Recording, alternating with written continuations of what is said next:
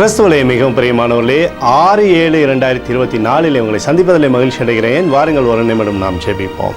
அன்பு தகப்பனே, இன்றைக்கு என்னுடைய பாதுகாப்புக்காய் ஜெபிக்கும்படி என் தேவனுடைய சமூகத்தில் வருகிறேன்.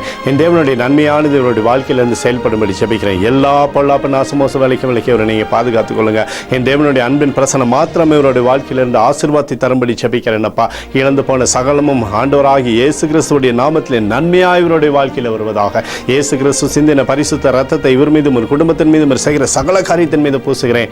ஆகவே இந்த நாள் முழுவதும் மகிமையின் ஆசீர்வாதம் இவரோடு இருக்கட்டும் தகப்பனே.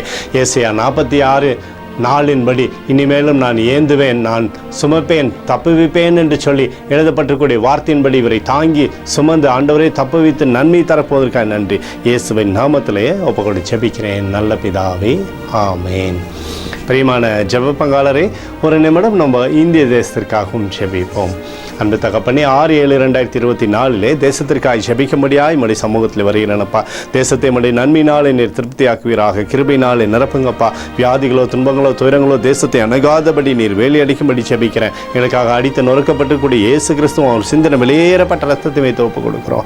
அத்தோடு இந்திய தேசத்தில் எழுப்புதலை தரும்படியாக ஜெபிக்கிறேன். எழுப்புதலை தருவீராக, எழுப்புதலை தருவீராக, எழுப்புதலை தருவீராக. எழுப்புதலை எங்கள் கண்கள் பார்க்கும்படி நீர் ஆசீர்வதிக்கும்படி ஜெபிக்கிறேன். நேற்றும் இன்றும் என்றும் மாறாதவராகிய இயேசுவின் நாமத்திலே ஒப்புக்கொண்டு ஜெபிக்கிறேன் நல்ல பிதாவே, ஆமேன்.